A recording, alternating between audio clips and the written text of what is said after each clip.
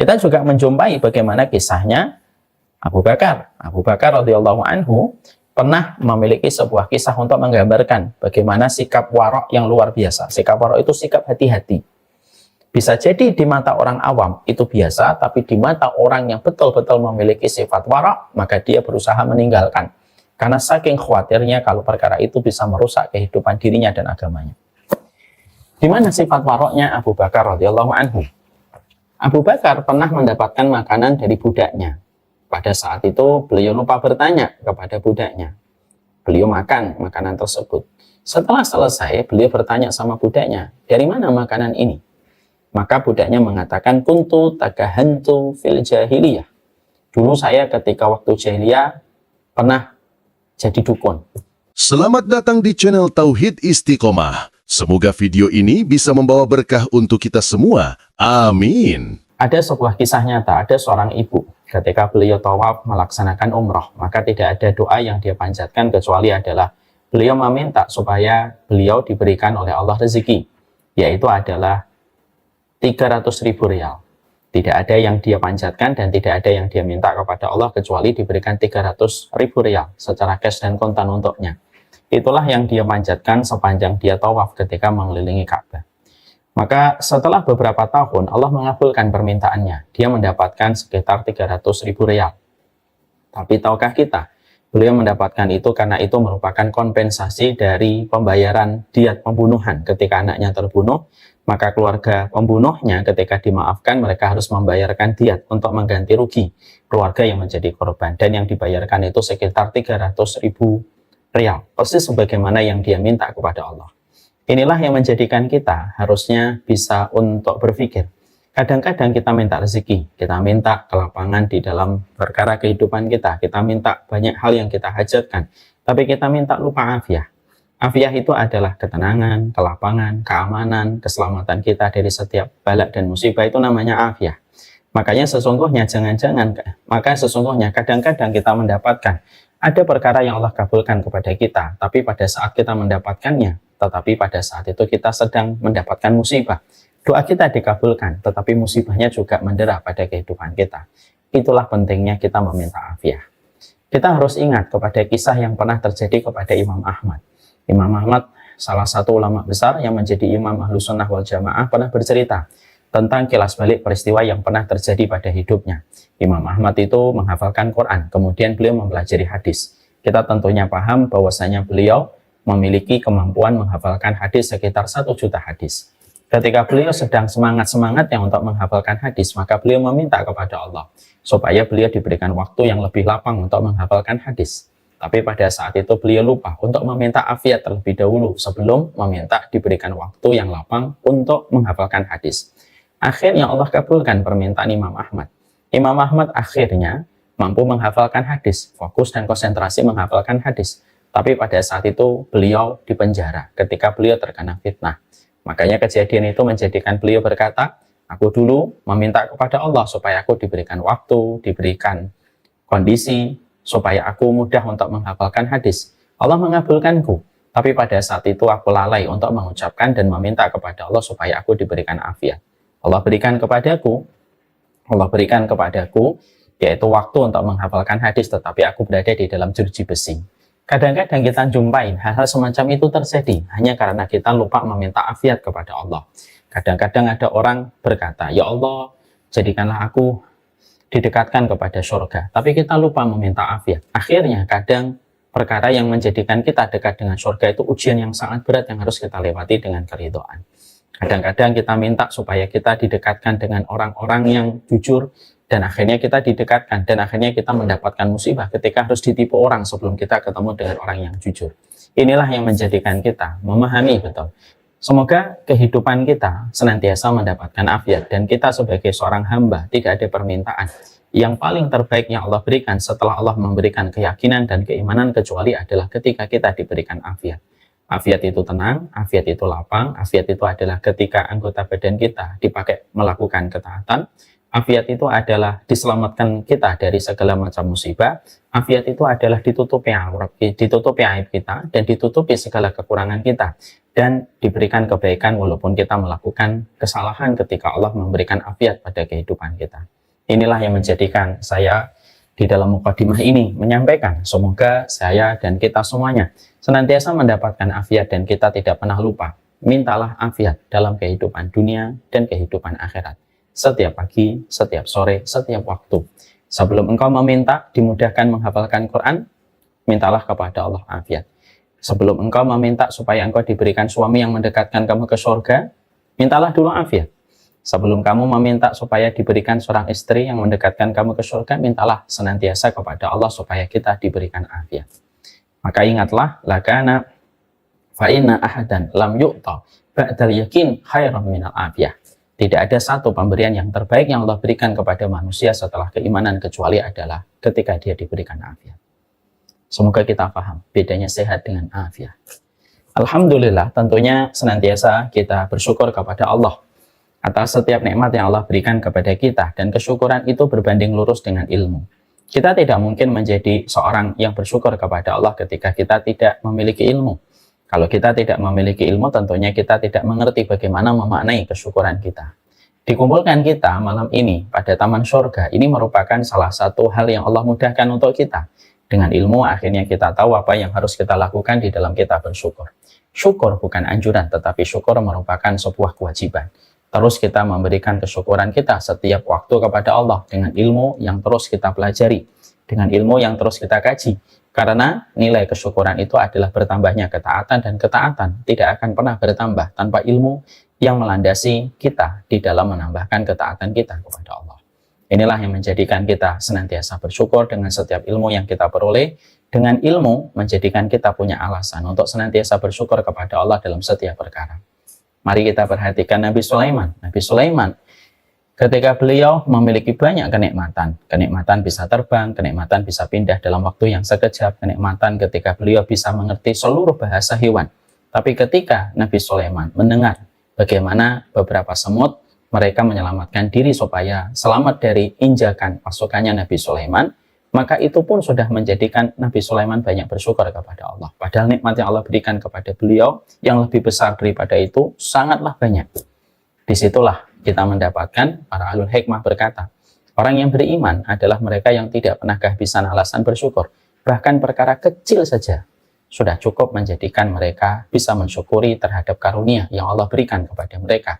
Ketika hati mereka sensitif dari ilmu yang mereka pelajari, menjadikan mereka menjadi hamba yang senantiasa bersyukur kepada Allah. Perkataan indah yang pernah dikatakan Nabi ketika beliau berdialog dengan Ibunda Aisyah, yaitu adalah ketika beliau mengatakan, afala an akuna abdan syakura. Ketika beliau ditanya kenapa beliau sampai bengkak kakinya di dalam beliau beribadah, jawaban Nabi SAW begitu simpel tetapi memiliki syarat dengan makna. Apakah aku tidak boleh menjadi hamba yang bersyukur? Marilah kita bersyukur kepada Allah. Syukur kepadanya menjadikan kita dilapangkan hati kita di dalam perjalanan hidup. Semoga Allah menuntun kita bersyukur kepadanya. Allahumma a'inna ala dzikrika wa syukrika wa husni ibadatika. Seluruh para santriwati yang hadir pada kesempatan hari ini dan para penuntut ilmu, kita tentunya paham sekali bahwasanya iman kita kepada Allah sangat tergantung bagaimana iman kita kepada Rasulullah SAW. Dan salah satu di antara pertanyaan yang akan diajukan oleh para malaikat ketika nanti kita berada pada kehidupan malam pertama di dalam kubur, ketika malaikat Mungkar dan Nakir menanyakan kepada setiap orang yang baru saja mereka tiba di alam barzakh, malaikat itu bukan hanya bertanya, siapa Rabbmu, siapa Nabimu, dan apa agama yang diutus kepadamu. Tapi kalau kita membaca hadis, salah satu di antara materi pertanyaan yang diajukan oleh malaikat Mungkar dan Nakir ketika seseorang bermalam yang pertama, ketika singgah di alam kubur pertama kali, nanti akan ditampakkan sosok laki-laki. Dan tidaklah sosok laki-laki itu kecuali adalah Nabi Muhammad SAW sebagai Rasul dalam kehidupan kita. Malaikat akan mengatakan, mata kulu fi hadar rajul. Apa yang kalian katakan tentang sosok laki-laki ini? Siapapun mereka yang secara hidupnya mereka jujur mengikuti Nabi Muhammad, mereka mencintai Nabi, mereka menyelaraskan kehidupannya dengan kehidupan Nabi, maka mereka mengenal Nabi Muhammad di dalam sosok yang diperlihatkan kepada mereka lebih daripada mereka mengenal anak mereka. Mereka mengatakan, hada Abdullah, hada Muhammad bin Abdullah, khatamul anbiya'i wal mursalin. Ini adalah Muhammad, penutup para nabi dan para rasul. Tapi bagi mereka yang tidak pernah jujur mengikuti Nabi, yang mereka tidak pernah menyelaraskan kehidupan dengan Nabi, hanya sekadar cinta tanpa bukti, hanya sekadar cinta tanpa realisasi, maka sesungguhnya ketika mereka ditanya tentang sosok laki-laki yang diperlihatkan kepada mereka di alam barzah, seketika mereka tidak bisa menjawab dan mereka akan mengatakan, kami tidak tahu siapa sosok laki-laki ini, dan mereka akan mendapatkan siksaan dari malaikat Munkar dan Nakir. Itulah yang menjadikan kita akhirnya paham, berarti mencintai Nabi merupakan perkara mutlak pada kehidupan kita. Salah satu konsekuensi di antara kita mencintai Nabi Muhammad, yaitu adalah bagaimana kita mempelajari apapun yang datang dari beliau. Berulang-ulang sering saya menyampaikan, kalau kita berbeda dengan orang satu kabupaten, Allah tidak akan menghisab kita. Kalau kita berbeda dengan orang satu negara, Allah tidak menghisab kita. Kalau kita berbeda dengan orang separuh dunia, Allah tidak akan mengadab kita. Tapi kalau Allah melihat kita berbeda dengan satu orang, dan itu adalah Rasulullah, pasti Allah itu akan bertanya kepada kita, atas alasan apa kehidupan kita tidak sama persis dengan kehidupan seorang Nabi yang diturunkan untuk menunjuk pada perjalanan hidup kita. Inilah yang menjadikan kita, sekali lagi, saya mengulang ini supaya ini bisa menjadi alasan kita, menjadi strong way-nya kita. Kenapa kita mempelajari qawaid nabawiyah yang kita realisasikan pada kehidupan? Karena hari ini banyak orang justru merasa asing dengan perkataan Nabi. Mereka merasa asing dengan sabdanya Nabi. Kadang-kadang banyak orang di televisi, di sosial media yang common sering kita menjumpai. Banyak sekali portal berita, banyak sekali podcast sering mengutip perkataan filosof ini, mengatakan filosof itu. Dan mereka tidak mengetahui bahwasanya perkataan-perkataan itu terkadang justru sudah disampaikan oleh Nabi ratusan tahun sebelum para filosof itu mengatakan perkataan-perkataan itu. Ini menunjukkan bahwasanya ada mata rantai yang terputus antara umatnya Nabi Muhammad dengan Rasulullah SAW. Dan akhirnya terkadang kita mengambil yang trending, kita mengambil yang viral, kita mengambil perkataan manusia yang terkadang tidak berdasarkan kepada penelitian, tidak berdasarkan kepada bukti empiris yang terjadi pada kehidupan. Sehingga akhirnya kalau kita sering mengambil kaidah kehidupan kita dari orang-orang yang tidak mampu mempertanggungjawabkan setiap konten dan setiap sajian yang mereka sampaikan walaupun bersifat informatif, itu sebagaimana orang buta. Ketika dia memegang ular, dia sangka itu adalah tongkat yang bisa memberikan jalan untuknya. Padahal itu adalah ular yang akan menyengatnya dan menjadikan dia mati. Inilah pentingnya bagi kita. Jangan sampai kita terlalu gegap gempita kepada perkataan filosof ini, perkataan fulan, perkataan psikolog ini, dan lain sebagainya. Sebelum kita mengkaji terlebih dahulu perkataan Nabi Muhammad. Ini bukan ekstrim, ini bukan radikal. Tapi bukankah kita paham bahwasanya Rasulullah SAW dididik oleh Allah. Dan apapun yang datang dari Allah, tidak ada yang meleset. Dan apapun yang datang dari Allah, tidak ada yang salah. Ambil dulu dari Rasulullah. Baru nanti itu menjadi sebuah indikator untuk menilai perkataan orang lain itu benar atau salah. Inilah yang menjadikan kita hari ini akan membahas qawaid nabawiyah, dan kita akan membahas kaidah yang ke-12. Kullu muskirin khamrun wa kullu khamrin haramun. Kita akan bicara tentang satu kaidah yang disampaikan bahwasanya setiap segala sesuatu yang memabukkan itu khamr, dan setiap khamr itu maka hukumnya adalah haram. Ini merupakan kaidah yang disampaikan oleh Nabi SAW dalam riwayat Bukhari Muslim. Hadisnya merupakan muttafaq alaih, artinya secara kedudukan dalilnya, positioningnya, kita tidak ragu ini merupakan sebuah dalil yang sahih. Sebelum kita membahas ini, mari kita bahas muqaddimah terlebih dahulu. Kita tentunya paham bahwasanya agama kita adalah agama yang secara utuh menyampaikan secara komprehensif semua persoalan di dalam kehidupan kita. Tidak ada pertanyaan pada kehidupan kita kecuali terjawab semuanya di dalam kitabullah dan sunnah. Tidak ada perkara yang kita dapatkan pada kehidupan dunia ini kecuali semuanya jawabannya itu ada di dalam Al-Quran. Makanya sampai kita mendapatkan perkataan seorang sahabat Salman Al-Farisi, hatta ta'irun yatiru bisanahaihi illa indana minhu ilman.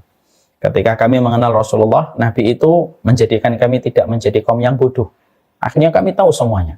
Bahkan burung yang terbang di atas langit pun kami pun tahu bagaimana burung itu terbang ketika Allah menyampaikan, dan bagaimana rezekinya, bagaimana urusan tentang burung itu. Kami pun akhirnya tahu ketika kita mendapatkan Nabi itu menjadi seorang Nabi yang menjelaskan semua persoalan yang berkaitan tentang kehidupan dan perkara apapun yang mengarahkan kita kepada urusan akhirat kita. Ini pula yang menjadikan kita paham, di antara syumuliyahnya, di antara kesempurnaan Islam itu adalah ketika kita juga mendapatkan agama kita mengatur tentang masalah makanan dan minuman. Dan ini mencakup semuanya, karena masalah makanan dan minuman tidak bisa dipandang remeh. Masalah makanan dan minuman itu termasuk masalah penting sekali, karena itu sangat berkaitan tentang pokok-pokok kebaikan, dan itu berkaitan tentang pokok keburukan ketika kita tidak ngerti tentang masalah makanan dan minuman. Makanya Allah menyampaikan di dalam surat Al-Mu'minun, ya ayyuhar rusul kulu min thayyibati ma razaqnakum wa'malu shalihah. Makanya pada satu ayat Allah berfirman, wahai para rasul, makanlah apa yang terbaik yang kami rezekikan kepada kalian dan beramal salih. Kenapa kita mendapatkan di dalam ayat itu perintah kepada para nabi makan, lalu perintah selanjutnya beramal salih? Karena amal salih itu sangat tergantung bagaimana proses makanan dan proses minuman, sangat mempengaruhi apa yang kita lakukan di dalam amal salih. Makanya kita mendapatkan Ibnu Rajab di dalam kitabnya Jami'ul Ulum wal Hikam itu membahas sunnah itu kalau diperas, intinya sunnah itu cuma ada 3 hadis.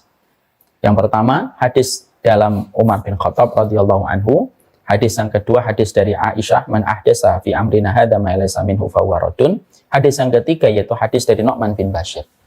Hadis dari Umar bercerita tentang kondisi hati supaya kita senantiasa mengikhlaskan perkataan dan perbuatan semata-mata karena Allah. Hadis Aisyah mengkondisikan kita supaya kita senantiasa berpegang dengan ilmu. Dan kita harus hati-hati terhadap satu perkara yang tidak ada landasan dalilnya dan landasan ilmunya. Hadis Nu'man bin Bashir yang menjadi inti dari semua perjalanan hadis itu apa? Bagaimana kita menjaga diri kita dari yang haram dan menjaga diri kita dari yang syubhat. Karena menjaga diri kita dari rezeki yang haram, rezeki yang syubhat, menjaga makanan kita dari makanan yang haram dan makanan yang syubhat, itu sangat mempengaruhi bagaimana amal solih yang kita lakukan. Bahkan sangat mempengaruhi semua sendi dalam kehidupan kita. Itu sangat dipengaruhi bagaimana ketika kita sebagai umatnya Nabi Muhammad senantiasa konsen tentang masalah makanan dan minuman. Ya, karena kita akan membahas tentang minuman, saya jelaskan dulu tentang prolognya. Karena masalah minuman dan makanan itu mempengaruhi banyak perkara di dalam kehidupan kita. Makanya jauhnya umat dari sebuah kemenangan, jauhnya umat dari kejayaan, kalau umatnya Nabi Muhammad sudah tidak peduli tentang makanan dan minuman. Dan sebab kekalahan itu biasanya juga datang karena ketika kita tidak lagi memiliki screening, tidak lagi memiliki filter yang benar di dalam memisahkan mana makanan halal dan mana makanan haram. Maka itu akan menjadi sebab kerusakan. Sebagaimana terjaganya makanan itu merupakan bagian dari faktor sebab yang bisa menjadikan jayanya umatnya Nabi Muhammad kalau mereka sudah peduli tentang makanan minuman dari makanan dan minuman yang haram. Sambilkan sebuah kisah nyata. Ini dibahas di dalam kitab Tarikh Baghdad. Ada sebuah kisah nyata. Ada sebuah kisah nyata berkaitan tentang makanan dan minuman. Kisah ini nanti menjadi perenungan untuk kita. Maka sesungguhnya ketika berkuasanya Hajjaj bin Yusuf, tentunya kalau kita sering membaca tarikh, kita akan mengetahui Hajjaj bin Yusuf ini salah satu pemimpin yang sangat zalim, melampaui batas. Salah satu kegemarannya menumpahkan darah, dan sudah ratusan orang yang dia bunuh dengan alasan yang tidak jelas. Di antara musuhnya itu Sa'id bin Jubair. Sa'id bin Jubair itu walinya Allah. Yang mana setelah dia membunuh Sa'id bin Jubair, tidak lama setelah itu Hajjaj bin Yusuf itu mati mengenaskan. Tapi kita nggak bercerita tentang Hajjaj bin Yusuf dengan Sa'id bin Jubair. Kita akan bercerita tentang bagaimana dia ketika ingin menguasai wilayah Irak. Tentunya wilayah Irak pada saat itu merupakan pusat peradaban. Tentunya wilayah Irak itu juga tidak mudah ditaklukkan karena orangnya karakternya keras, karakternya tegas. Walaupun memang pada zaman abad pertama, wilayah Irak itu merupakan pusat peradaban. Makanya Nahwu atau ilmu gramatikal bahasa Arab itu, pusatnya itu ada 2 madrasah. Ada madrasah Kufah dan ada madrasah Basrah. Maka karena beliau sangat tahu betul karakternya wilayah Irak, maka Hajjaj bin Yusuf itu tahu kalau dia itu menjadi pemimpin yang tidak disukai oleh rakyatnya, termasuk wilayah Irak itu tidak menyukai beliau.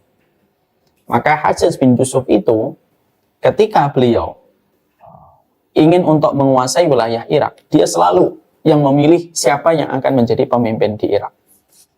Dan setiap pemimpinnya tidak ada yang bertahan lama, kecuali mereka berakhir dengan balak dan musibah yang mereka peroleh. Kenapa? Karena penduduk Irak pada zaman itu dan pada waktu itu, doa mereka itu sangat mustajab. Setiap mereka berdoa, tidak lama setelah itu dikabulkan oleh Allah. Kenapa?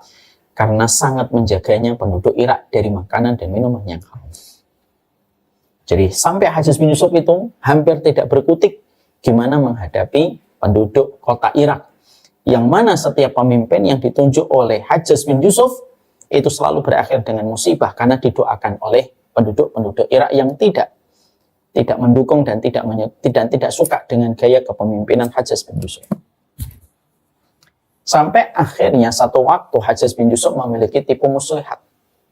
Ketika salah satu pemimpin di Irak yang terakhir berakhir dengan musibah dan akhirnya dilengsarkan, maka pada saat itu Hajjaj bin Yusuf saat itu memutar otaknya gimana dia bisa menjadikan penduduk kota Irak, penduduk wilayah Irak tidak lagi mustajab doanya. Bayangkan, dia berpikir supaya penduduk Irak tidak lagi mustajab doanya. Maka akhirnya dia mengeluarkan sebuah keputusan kontroversial. Apa keputusan yang dia berikan kepada penduduk Irak? Penduduk Irak itu diperintahkan semuanya untuk mengumpulkan telur. Dan ada tempat-tempat yang ditunjuk oleh Hajjaj bin Yusuf, tempat untuk mengumpulkan telur, di mana setiap keluarga di Irak, tak terkecuali siapapun, harus mengumpulkan telurnya.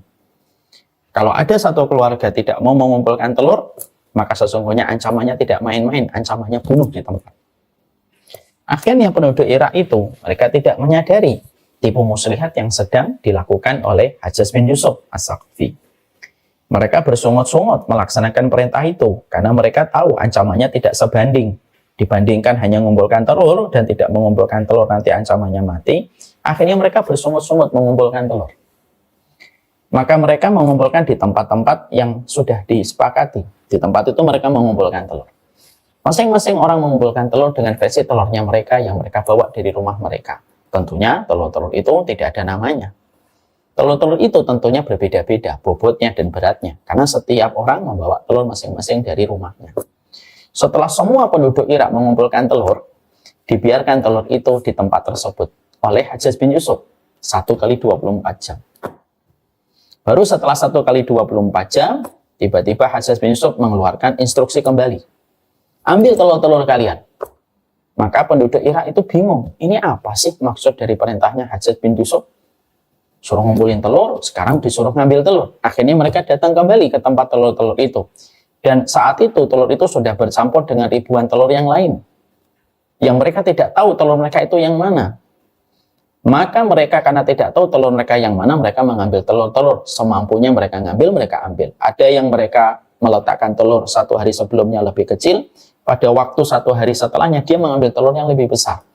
Ada yang membawa telur lebih besar, kemudian pada hari berikutnya dia mengambil telur yang lebih kecil.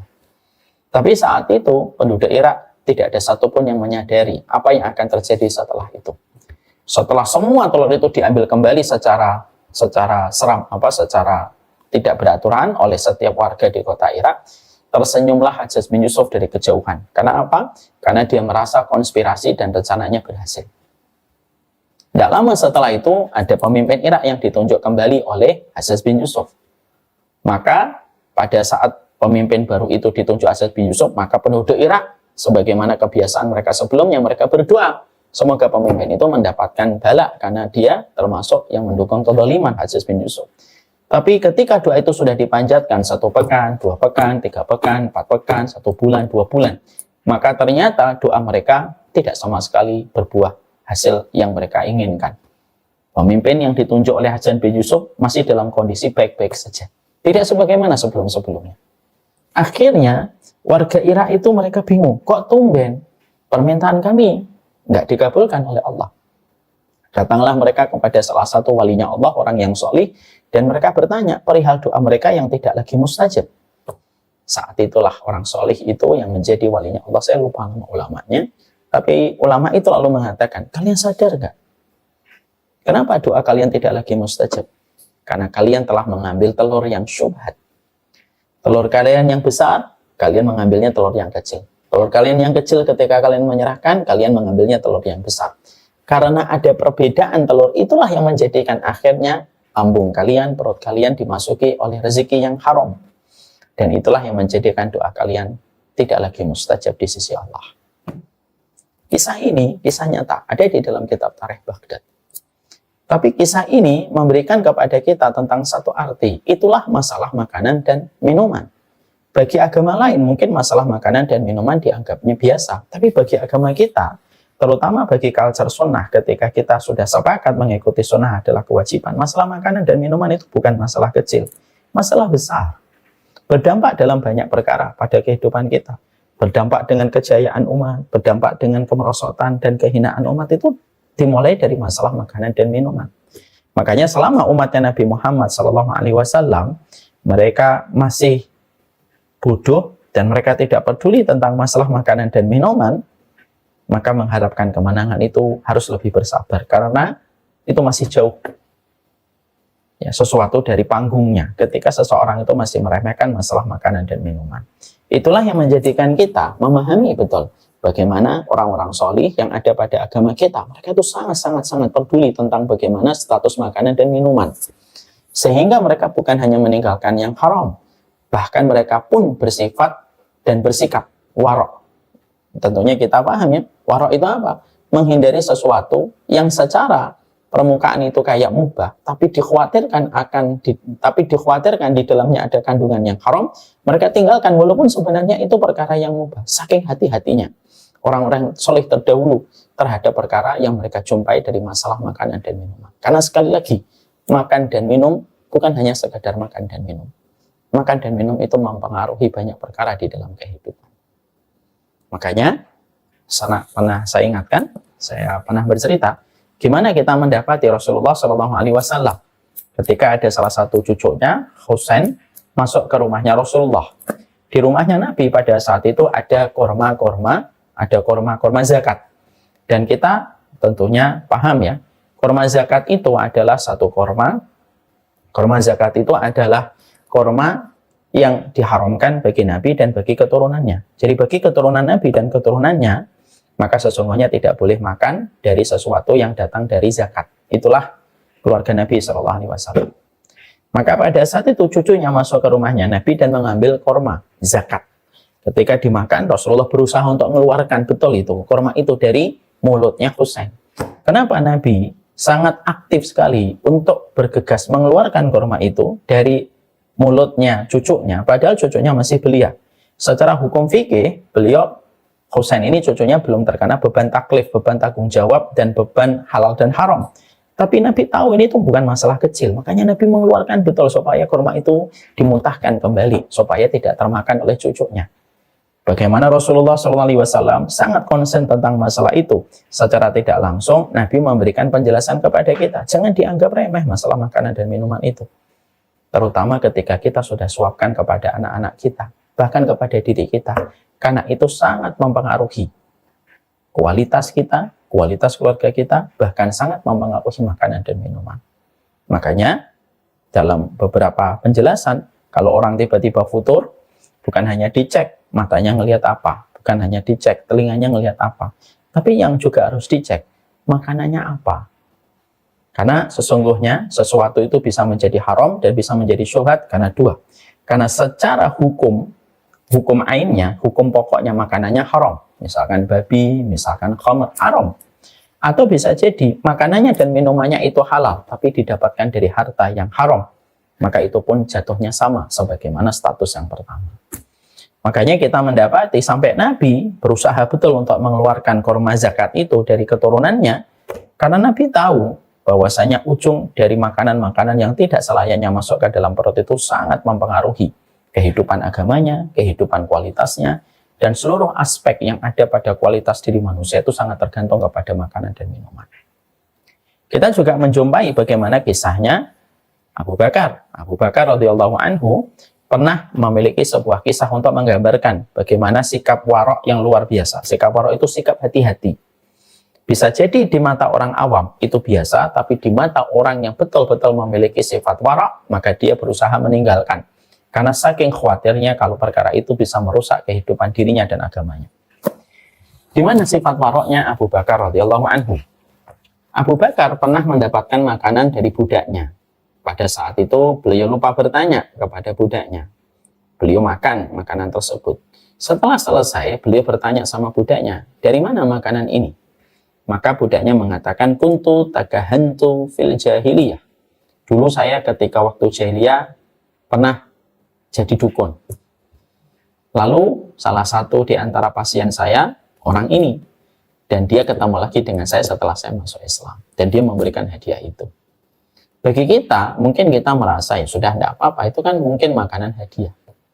Tapi bagi POV-nya seorang Abu Bakar, tidak sesederhana kita, orang awam, yang mungkin belum tumbuh sifat waroknya. Bagi seorang Abu Bakar, POV-nya bukan itu. Dia akhirnya khawatir. Jangan-jangan makanan ini ada kaitannya dengan masalah tagahantu. Tagahantu itu dulu jadi dukun. Maka beliau khawatir bahwasanya makanan itu sudah masuk pada kategori syubhat. Sudah masuk pada kategori syubhat. Maka yang dilakukan oleh Abu Bakar itu sangat menakjubkan dan mengagumkan. Makanya sampai diabadikan di dalam kitab Riyadhus Shalihin oleh Imam Nawawi, dimasukkan di dalam keutamaan menjaga dari yang haram. Kisahnya Abu Bakar oleh Imam Nawawi dalam Riyadhus Shalihin. Maka pada saat itu apa yang dilakukan oleh Abu Bakar radhiyallahu anhu? Abu Bakar pada saat itu langsung merogoh ke tenggorokannya, mencoba untuk menarik-narik ujung dari tenggorokannya, mengeluarkan semampu mungkin apa yang telah ditelan oleh beliau dan sudah masuk ke dalam perut. Sehingga usahanya Abu Bakar itu akhirnya luar biasa dikerjakan.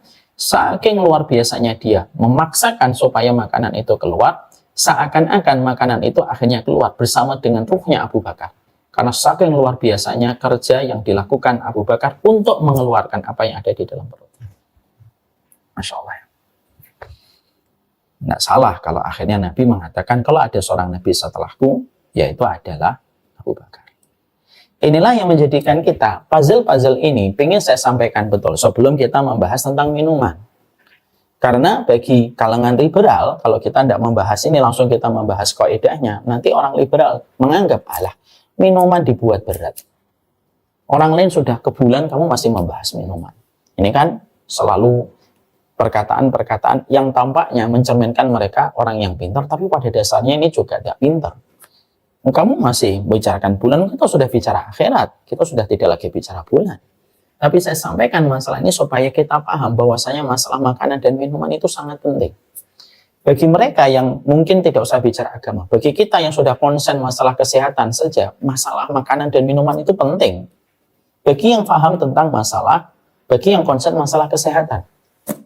Coba kalau kita lihat, orang yang konsen tentang masalah kesehatan selalu bicara tentang bagaimana pola makan yang sehat, pola yang berimbang, nutrisi yang cukup, selalu berbicaranya itu. Bahkan kalau kita lihat di berbagai macam konten-konten yang dibuat oleh mungkin bodybuilding dan lain sebagainya, mereka selalu bicara tentang masalah makanan. Oh, itu pun juga nggak ada yang berkomentar kalau mereka ekstrim. Karena saya pernah mendapati bahwasanya Islam itu terlalu ekstrim, makanan dan minuman saja harus dibahas. Padahal ini penting. Kalau kita bisa memaklumi orang yang berbicara tentang masalah pola makan, nutrisinya berapa, karbonya berapa, lalu mereka selalu melihat bagaimana pola itu ketika mereka pengen hidup sehat. Sama, kita bukan hanya pengen hidup sehat, tapi kita pengen mendapatkan keselamatan pada urusan akhirat kita. Makanya itulah yang menjadikan kita harus mengerti makanan dan minuman itu termasuk perkara yang detail dibahas oleh Allah dan Rasul-Nya. Dan kita harus paham bahwasanya masalah makanan dan minuman ini harus mengikuti seluruh petunjuknya kepada apa yang Allah tentukan. Jangan diubah-ubah semau-maunya. Saya pernah baca tulisan seorang liberal. Seorang liberal itu yang kemarin mengatakan Wahabi lingkungan. Itu pernah nulis, kalau tidak salah. Dia pernah mengatakan, minum khamar itu haram kalau kamu di Arab. Tapi kalau kamu di Antartika, di daerah Baltik, di daerah dingin, kayak di Rusia, Uni Soviet, minum khamar itu tidak apa-apa karena menghangatkan. Ini kan perkataan yang harus kita kritisi dan harus kita sikapi dengan penjelasan yang benar. Ya, karena seakan-akan tulisan itu mewakili tentang teori kemaslahatan, padahal tidak mewakili apapun. Inilah yang menjadikan kita akhirnya memahami betul. Jangan kita meremehkan urusan makan dan urusan minuman, karena itu sangat mempengaruhi apa yang terjadi pada kehidupan kita. Kualitas kejayaan umat sangat tergantung kalau umatnya itu sudah mulai menjaga dari yang haram. Ya. Kualitas diri kita, kualitas keluarga kita pun sangat tergantung bagaimana kualitas kita ketika menjaga diri kita dan keluarga kita dari yang haram ataupun dari yang syubhat. Haram ataupun syubhat itu ada dua. Secara ainnya, secara mata barangnya, mata bendanya itu haram. Atau yang kedua, dia halal tapi didapatkan dari harta yang haram. Maka sesungguhnya dua-duanya sama. Kaidah berikutnya yang juga harus kita mengerti tentang kullu muskirin khamrun wa kullu khamrin haram.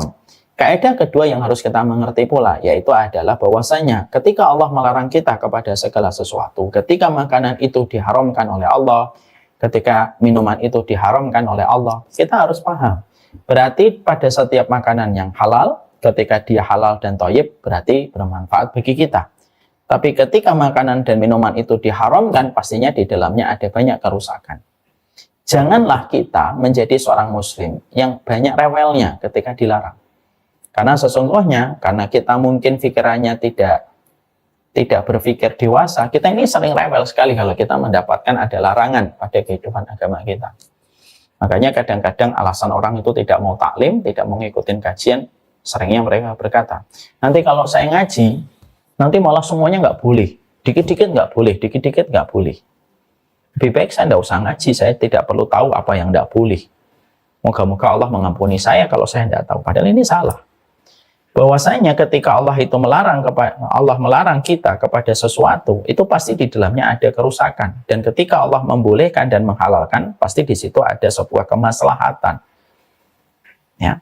Maka janganlah kita kayak anak kecil. Anak kecil itu kalau dilarang seringnya rewel. Dan mereka sering tantrum. Kenapa? Ya karena mereka tidak tahu apa maksud larangan itu. Contoh nih, anak saya, contohnya Noman. Anak saya ini Noman, suka sekali untuk memasukkan sesuatu ke mulutnya.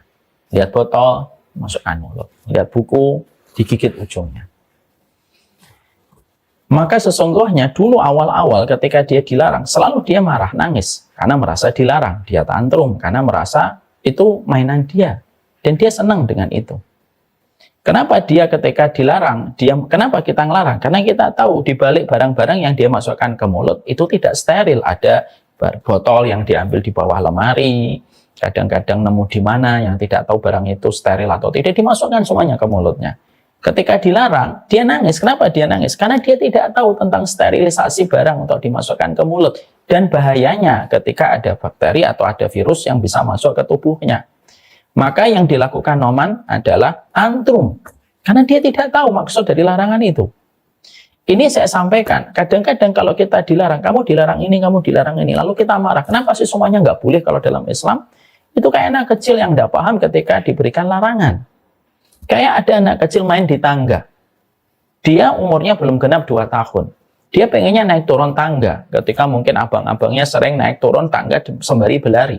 Maka dia ngikutin. Ketika dia digendong, tidak diperbolehkan untuk lari ketika naik turun tangga. Dia tantrum, dia marah. Kenapa dia marah? Ya karena dia tidak tahu bahwasanya di balik larangan itu adalah menjaga dia dari berbagai macam kerusakan dan berbagai macam mara bahaya yang bisa menimpanya. Kalau dia tidak dilarang. Ini kan harus kita pahami dulu. Kita kan bicara yang haram. Dan kita harus bicara, kenapa harus ada yang haram? Karena itu pertama hak prerogatifnya Allah. Yang kedua yang dilarang oleh Allah itu pasti di dalamnya ada kerusakan.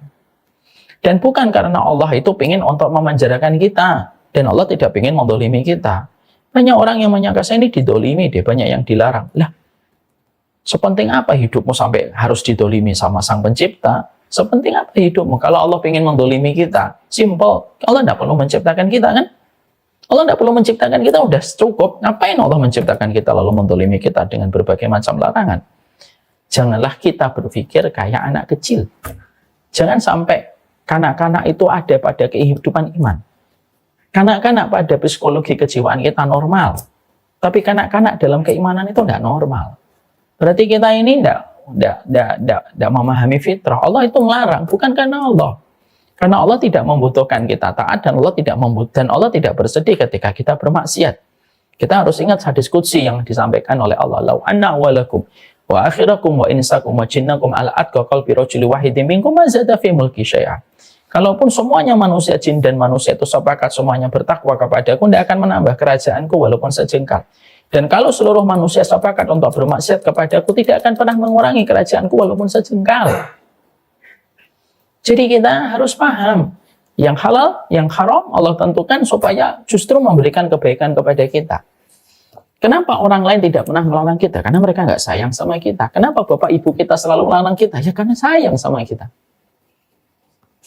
Kenapa orang lain dulu tidak pernah melarang saya ngerokok ketika saya waktu SD dan SMP?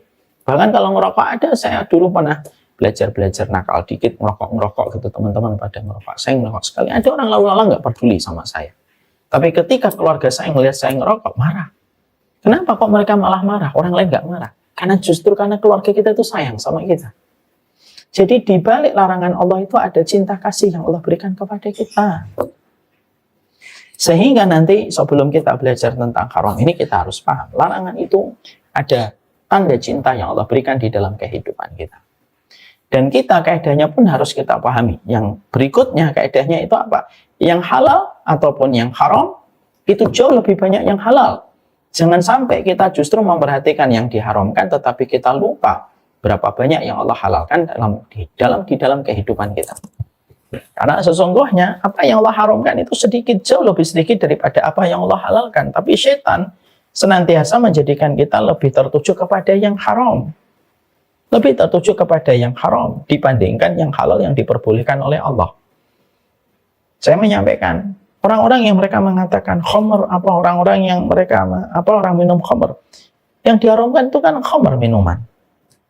Jauh lebih sedikit daripada yang Allah halalkan. Allah menghalalkan teh, Allah menghalalkan es jeruk, Allah menghalalkan jus alpukat, Allah menghalalkan wedang ronde, wedang jahe, dan mungkin ratusan minuman yang tidak mampu saya sebutkan satu per satu. Belum lagi referensi minuman di setiap daerah dan setiap negara yang berbeda-beda. Yang Allah halalkan itu lebih banyak. Tapi sih kenapa manusia itu harus sibuk untuk senantiasa melihat yang haram? Itulah setan. Itulah setan. Makanya sesungguhnya yang kita harus paham adalah yang halal dan yang haram itu jauh lebih banyak yang haram. Supaya kita tetap melihatnya dari sudut pandang yang benar. Jangan sampai kita akhirnya salah memahami tentang perkara itu. Sehingga akhirnya jangan sampai sumpek dadamu, jangan sampai sempit hatimu ketika kamu melihat ini haram, ini haram. Yang haram itu jauh lebih sedikit daripada yang halal. Inilah yang menjadikan kita memahami. Inilah yang disebut dengan muqaddimah. Muqaddimah ini saya sampaikan supaya sekali lagi kita memiliki sebuah kesadaran penuh sekali. Makanan dan minuman itu tidak bisa kita pandang sebelah mata. Mempengaruhi tentang sebab kejayaan umat Nabi Muhammad dan mempengaruhi kualitas diri kita, mempengaruhi tingkat kesolihan anak-anak kita. Dan mempengaruhi keberkahan keluarga kita. Dan salah satu perusaknya yaitu ketika zaman fitnah itu apa?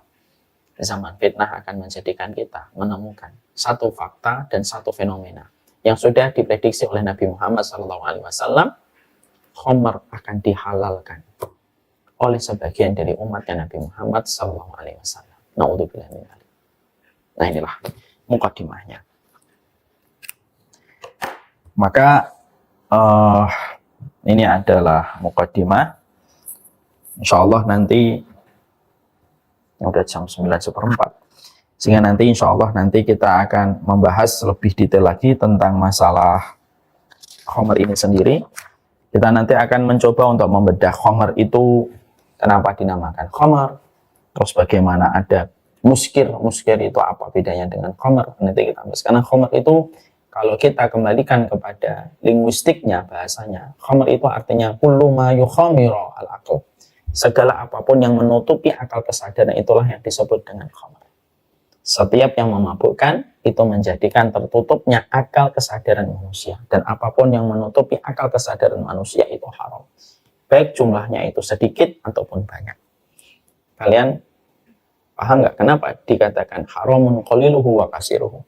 Seakan-akan Nabi sudah memprediksi nanti akan ada sebagian orang yang mereka menganggap khamr tidak apa-apa.